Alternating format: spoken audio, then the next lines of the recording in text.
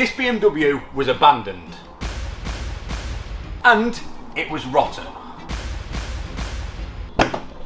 And the engine, well, that didn't even start. But luckily, after replacing the fuel pump, I managed to get the engine started for the first time in over 7 years.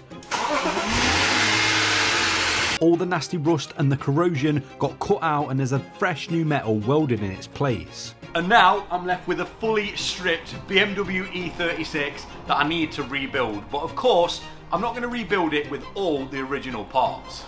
I've got a load of upgrades and modifications to fit to this car because I want to transform it into the ultimate Club Sport Nürburgring track car. But to get there, I've got loads of work left to do. We have got a lot of work to do because this car has been off the road for way too long now, and all I want to do is drive it. So today I'm hoping I can get it to a point where it only needs a few more bits until we can actually take it for an MOT. That's the goal. First I've got to take everything out, and then I've got to start with the carpets and pretty much reverse what I did when I stripped it down for the welding. Okay, let's get this interior back together once and for all. First, I'm taking out all of the loose parts and then I can give it a quick clean, and now I'm onto the carpet. When I removed this carpet, it was drenched in moisture from the years that this car had been sat abandoned. So now it's dried out, I'm giving it a quick hoover to try and bring it back to life. And there we go, that is the carpet now, as clean as I pretty much want it. All of this stuff, and this isn't even really half of the interior, the rest is in the shed. Can I remember how it goes back together? No, but to get all that back in, the first job we've got to do is get this carpet back in. I'm not sure how this is going to go back in. Getting it out was a bit of a nightmare, and I feel like getting it back in is just going to be twice as hard, but there's only one way to find out, so let's try and get this carpet back in this car. At first I thought this was going to be an absolute nightmare, but after putting the car in its position, it almost fell into place. I just had to push it up a little bit more behind the dash. Now I can attach the accelerator pedal. This actually clips into a metal tab that sticks up through a slit in the carpet, and once I've attached it to that, I can then clip it into the metal part. So far so good. Now we can fit the small piece of carpet that tucks under the carpet that we've just installed and hooks onto the tabs for the rear bench. Now I'm actually onto the door sill covers that hold the carpet in place. I'm going to do the driver's side.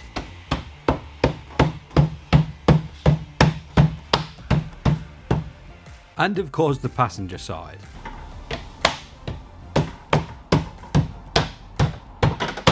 Now, I'm going to do the back. I'm going to get all the sound deadening back in the back, and I've got to try and figure out how it all went and manoeuvre it around all of these wires, because I want to kind of put it back to OEM so it's not stupidly raw like a track car. I want it to just be like OEM plus Club Sport, as if it was out of the factory. So let's see if I can get all the sound deadening back on.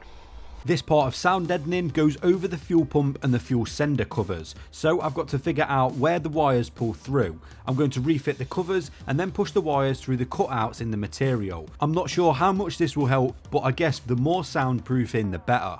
Now the sound deadening's back in place, I can reinstall the yaw sensor / airbag sensor, and once that's on I can plug it back in, and then I'm onto the rear door cards. I'm going to do the driver's side and of course the passenger side.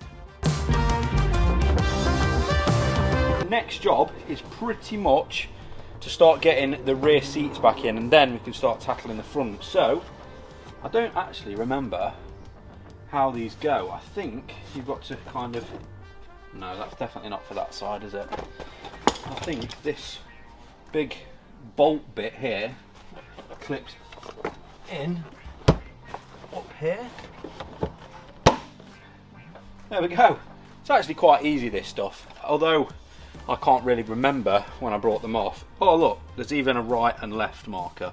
Although I can't remember it, it's pretty self-explanatory. You just got to use your head a little bit. Right, that's back in. Unfortunately that one has gone a little bit kind of aged, but that's those in. Now these, I think, tuck down into that gap there, just a little bit more soundproofing. I did want to make sure that I keep this as OEM as possible. They go down there. Now I think I'm on to the backrests. The backrests are also pretty easy to work out. I just got to slide the outer side into the hole, then push it down on the inner side and it clicks back into place. And now the driver's side's back in, I can fit the passenger side. We're in.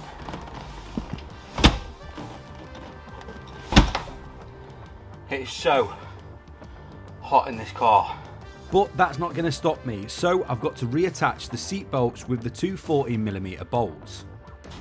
And the last part of the rear is to reinstall the bench. And I think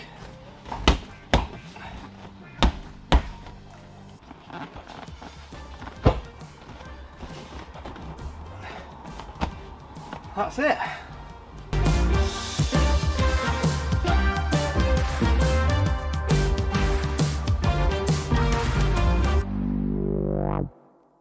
Okay, now I'm on to the front. So I actually can't remember how this came apart, so I'm actually going to have to re-watch my video and do it in reverse order. I think I took everything off to get this middle piece off here that surrounds the gear stick. So I think that is going to go on first, then we're going to put the glove box on, and then followed by this center armrest.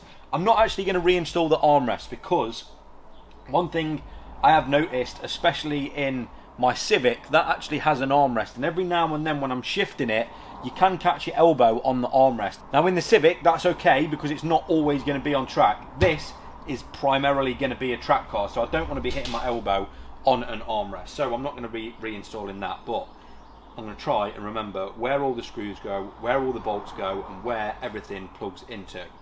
Let's give it a go.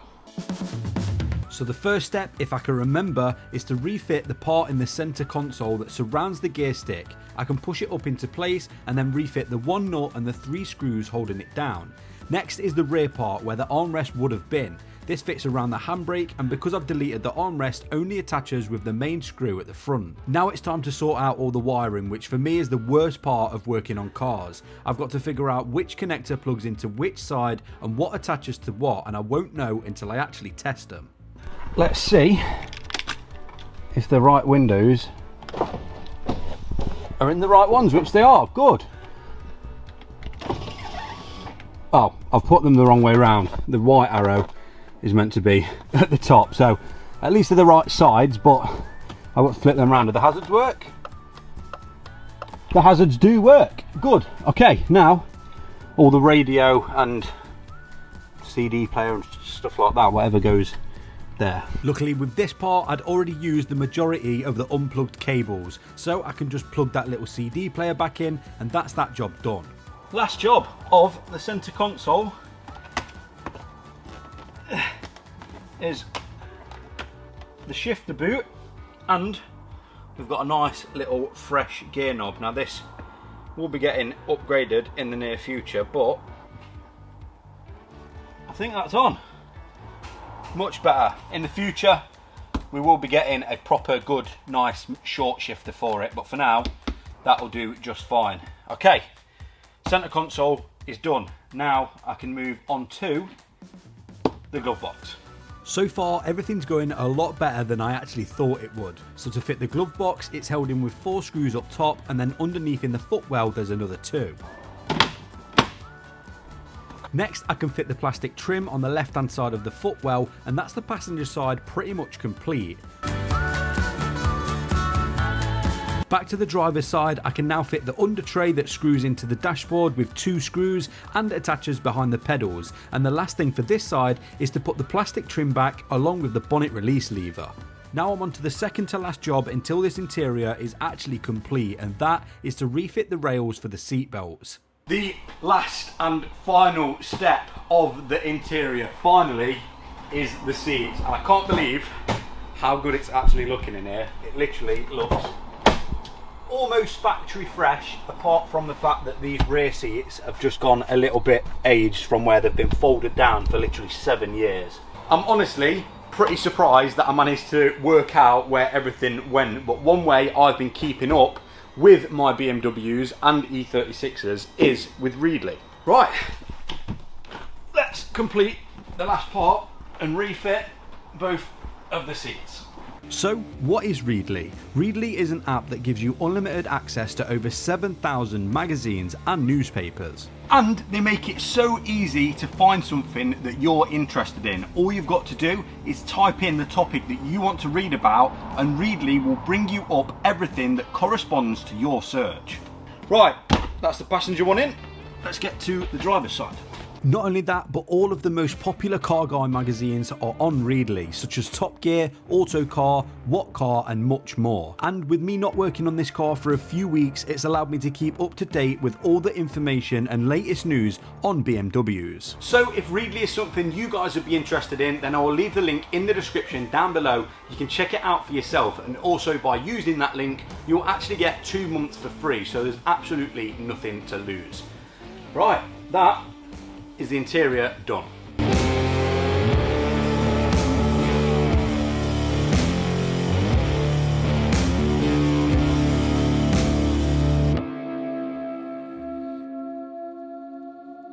The interior is done, and honestly, I know I've said it before, I properly cannot wait to actually drive this car for the first time. Like, I've never been so excited to actually drive a car. All I've heard is good stuff about these, of how good the chassis are, and all you see around the Nürburgring is E36s and E46s, so I just can't wait to be able to actually put my foot down and have some fun in this car, but we've still got a long way to go.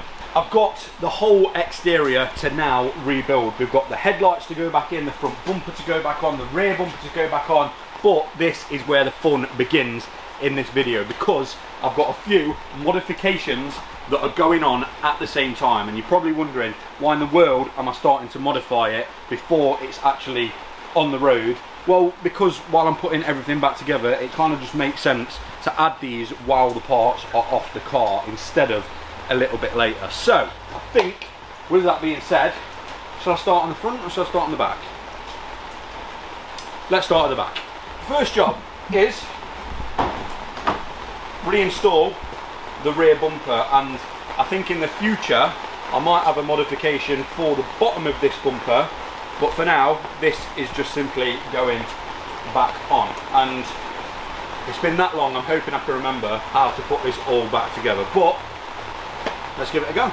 Okay, now it's time to get the exterior back together. Luckily, BMW have actually made fitting the rear bumper pretty easy. All I've got to do is slide the bumper back into the 2 holes. So technically, the bumper is actually part of the rear crash bar, and by removing the rear bumper, I've actually removed the rear crash bar, so I definitely want to install it properly. Once it's in place, there's 4 bolts to refit in the boot, and now I can reinstall the rubber weather seal that I have no idea why I removed in the first place.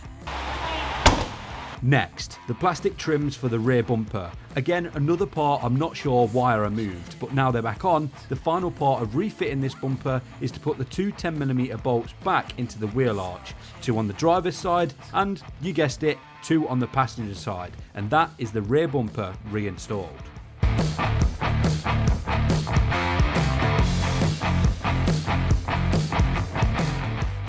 Now, I was about to say that is the rear end complete, but like I said earlier, the fun begins now. So, to complete this rear end, this spoiler, it's gone all kind of hazed and all the lacquer's come off, it's cracked, and it's looking a lot worse for wear. So, I bought a little something to make this look 100 times better, and it's going to make the car look 100 times better, and even serve a purpose when it is on track. So, before I show you, let's get this spoiler off, and then I'll show you the new one. This car is 27 years old, and I guarantee that this spoiler has not once ever been removed from this boot lid. So when I tried to get it off, I was expecting the bolts to just round off, and that's exactly what they did. So I'm going to get the drill out and drill them screws out of them holes. Luckily, I won't need to be reusing them.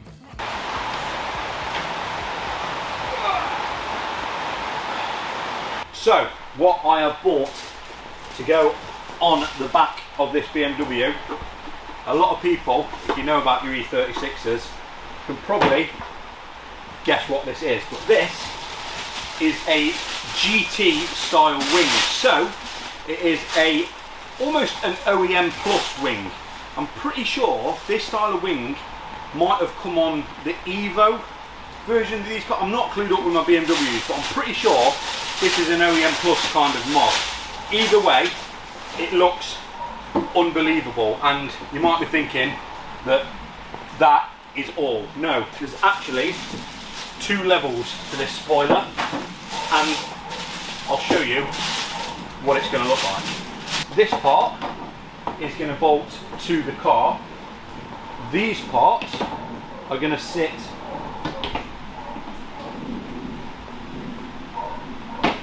on the ends, and then the final part bolts, oh no, on top. So that is what it's going to look like. That looks awesome. That is going to look insane. But you can probably see what the big problem is. The car is silver and the spoiler is black. So I think with no other option, and especially on a day like this being a Saturday, I think we should just try and paint this ourselves. I'm not sure what the end plan for this E36 is going to be, whether I get it resprayed silver and then wrap it, or whether we respray it a different colour. I'm not sure, but for now it's just going to go back silver, so I can make that decision a little bit later down the line. So I think we should try and spray this silver. And if you've never heard of the saying, leave it to the professionals, then this is about to be a great example of exactly what that means. But I'm going to give it a go. First step, sand it down. I want to make sure I'm sanding away any glossy areas of this spoiler, so it will give the best chance of the primer to stick.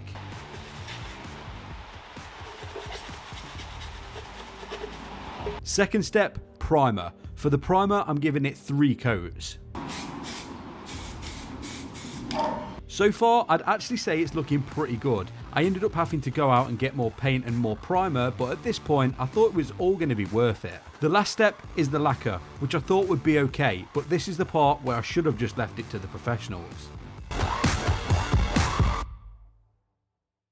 I've left it to dry overnight, and as you can see, well, this side we had a fly straight into it and stick to it, and we had a massive run in the lacquer. So that's cost me, I think, a good 70 quid in rattle cans, and yeah, I'm just giving it to the body guys to spray properly for 2 reasons. One, I don't actually like this black bit, so I even ran out of paint and I've needed more, and 2, it looks awful, and I want this car, although I do want to do most of it myself, I do want it to also look half decent, so getting it professionally sprayed is going to make it look a lot better. I have drilled the holes for the spoiler and bolted these 2 together because, and I'm glad that I actually did this beforehand, because getting the bolts in this tight area down here, you end up having to like scuff it, so this and that are going to get sprayed together. So it will look better. The only problem is today is Sunday and tomorrow I'm dropping this off and hopefully getting it back in the afternoon. So I don't know when we're going to get this video up, but some things go wrong, some things go right, and this one went a little bit wrong. Not the end of the world. Right, now we've got to move on to the front end, where I've got a few more upgrades and modifications to install. But first, we've got to get it put back together. Okay, we've got this full front end to build back up, and the reason all this is mostly stripped was to get the 2 wings off, because they'd gone horrible, nasty and corroded. So what we did is we bought 2 new wings off eBay, and CustomPaintworx in Derby have very kindly sprayed these for me, and they have done a very, very nice job. They did offer to kind of blend them into the bumper and the doors, but with this primarily being a track car, I'm not too fussed on that, so they just sprayed them the same colour as the car, so we can put these straight on and not have to worry about getting them sprayed in the future. So I'm hoping that these just kind of go on the exact same way I took them off. The only issue that I'm going to run into is lining everything up and having to kind of hold the bonnet up while I put them 2 bolts in. But I got them off, so I'm pretty sure I can get them back on. These are a little bit awkward, especially because they've just been freshly sprayed, and a huge thank you to CustomPaintworx for doing them last minute. I'll leave their link in the description. The hardest part is aligning the 2 rear bolts with the wing for the bonnet, but once they're on, the rest of the bolts should line up pretty easy. There's 3 up top, 2 in the door shut, and then 2 more down under the sill. Passenger side wing is on. The only issue is I'm trying to get this little plastic trim back into place, but as you can see on the original ones, for some reason they have completely split, and they're meant to go across like that, and then there's little green kind of bungs that go into the wing, and they're held in place with them little tiny clips on the end to stop them popping back out. So unfortunately we're not going to be able to fully finish the wings. I think it might just make sense to order the complete set, so middle, front wing and rear quarter, brand new ones of these with all new clips, and I think they're about £108 from eBay. I think that makes sense just to do that. I might not even need to change that one, but it'd be nice to just have a fresh set with fresh clips just to go onto a fresh nice new wing. So I might do that in the end. That's the only thing that I can't actually do in time is this, because unfortunately, yeah, I don't know if it's when I pulled them off or if it's just a common thing that they go like that, but they're pretty much kaput. It's the same for the driver's side as well. That one's started to do the same. I don't know why, but unfortunately they cannot go back on. But the passenger side is on, and now I can move on to the driver's side. The driver's side obviously is the same as the passenger side, so once all the bolts are lined up and in place, that's 2 brand new freshly resprayed wings on. Last thing to do to finish them off is to refit the weather seal around the top. There we go, the wings are on. All of the little, whatever you call these, wind proofing, wind seals or weather seals are on. Like I say, these are freshly painted, and of course this is 20 however years old. Miraculously, the bonnet actually lines up pretty well. We've got pretty even gaps both sides. Now in the end, I don't know what to do with this car. Like I said, I don't know whether to get it wrapped, get it resprayed a different colour, I'm not sure, but we'll perfect it all in the very end. For now, the next step is the headlights, and I've got a little upgrade for them as well. These are the original headlights, and these are actually glass, but a little upgrade. Which way did these go? That way? That way. A little upgrade for these, and I don't know if I'm going to prefer the see-through ones or if I'm going to prefer the ones that I bought for it. Let me show you. In this box should be 2 amber or orange indicators, and I'm going to have to kind of have a little vote in the comments as to which are going to look better. I quite like the amber, I think. You prefer the Yeah, I feel like clear? they look better with silver. What I don't like about them, look, is you've got an amber bulb in the middle of a clear lens. So I'm going to quickly switch these over, and I think to switch them over it is as simple as, there we go. Look at all the mould in there. That's nasty. So we need to transfer that plug. Oh, that's not, oh it is, it's just all rubbed off. Transfer that plug to there, and then this should, is this the right side? Yes, that should, I've got so confused there, into its place. I think they just look a little bit more old school. No? Have I got... Oh, that's why it didn't look right. Do you not think? You're not a fan of them, are you? I don't know. That's not fully in, but... What do you think? You think the clear It one? looks like a down, like that's how it came standard, and then the clear's the upgrade. Like I've demodified. Yeah. Did they come standard like that? I mean, as long as you like them. Hold on. Let's do a little comparison.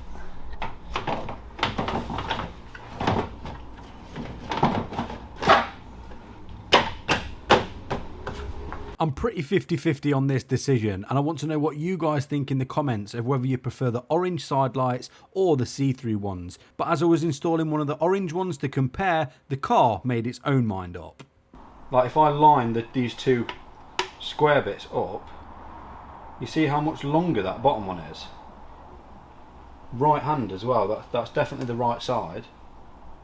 Maybe through, no, they can't be for an E46.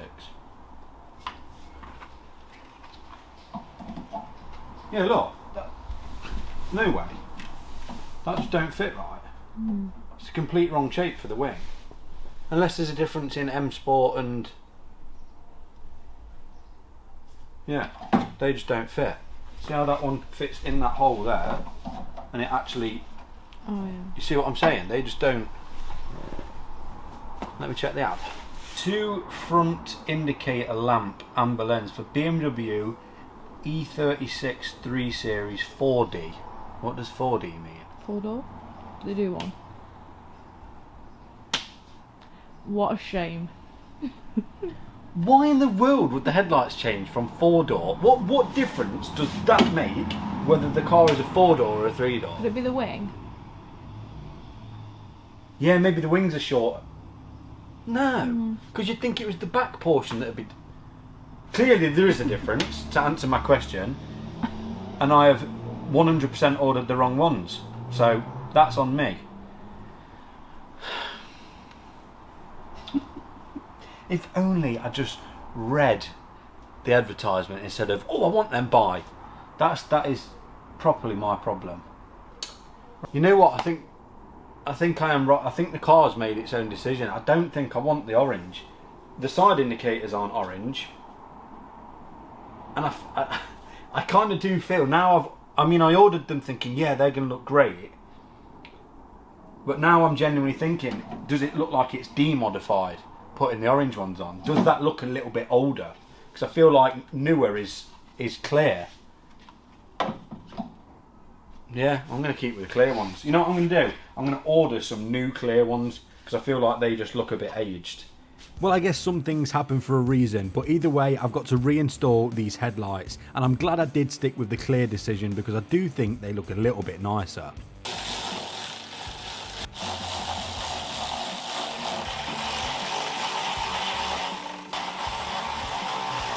To reinstall these headlights, there's 4 bolts holding them into the car. One on the top, the other on the right hand side, and then the 2 down behind the headlight. These are a little bit awkward to reinstall because every time you tried to get them on, the bolt would fall out of the socket. So after a little bit of wiggling, I managed to get them on and the headlights stayed in. And now the car's actually coming back together. But before I carry on, I'm just going to test and make sure all of the lights work and I've plugged them all in properly. And of course, I ran into an issue. So everything worked but the right indicator? Turns out that it was one of the most common issues, and that's the owner. So once I'd actually plugged it in, it of course then started working. Now, the next one, a few of you might have already been able to guess it, but if we look around this car, sorry about the rain, there's actually no chrome trims at all. The only bit of chrome on this car are the alloys, and I have got them done. There's no chrome trim around the doors, there's no chrome trim around the handles, there is no chrome trim whatsoever, so it kind of doesn't make sense to have chrome grills. So I have bought these. What's in this box should be 2 lovely gloss black grills, and they simply replace them ones. I know a lot of people are going to go, oh, you're getting rid of the OEM style of the car, but there's nothing, again, gloss that matches them. So let's get them ones out and replace them with these. And like the rest of this BMW, these again are pretty easy to remove. They simply just pull out. They're only held in by a few plastic clips, and once I've got them both out, I can then just clip the black shiny new ones in their place. And that is them installed, and me personally, I think they look a lot better. And the last job of the top half of this bumper is to refit that plastic shroud that clips into the intake, and that is the grills fully installed. Right, that's that on.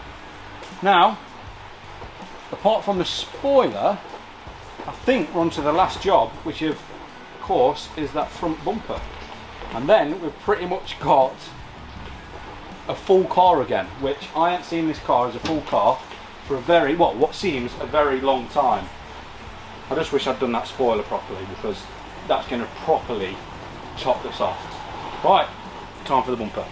The front bumper is even easier than the rear. All I've got to do is align it with the 4 threads, and then the left and right hand side of the bumper literally slide into an insert and lock into place. I'm not sure why all bumpers don't have this design, because I'm seriously impressed.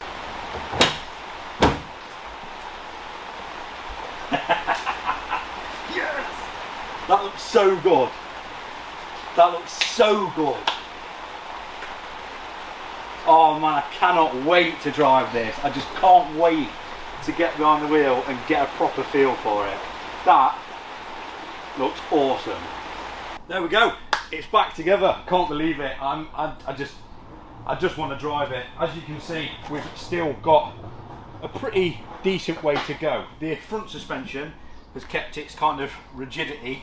You can see by the rear suspension that's pretty much collapsed, so we've got a load of things to do before we can actually drive this car on the road. But one thing that has been finished is the spoiler.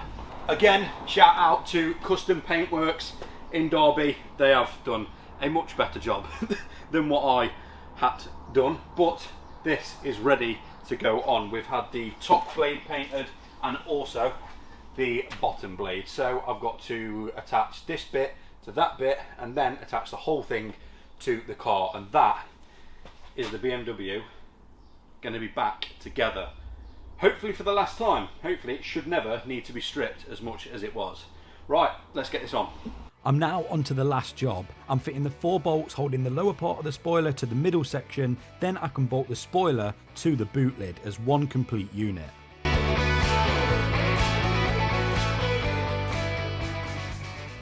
There we go, look how good that looks. Finally, we've got it all done. Now technically, it's not 100% finished because, of course, we've got the welding to get sorted. Obviously, a body shop is going to be doing that, and I know a lot of people are saying the welds aren't pretty, and I agree, but they are solid, and it's just going to mean the body shop's going to have a little bit more work to do. But the sills are now solid. I can jack up on them absolutely fine.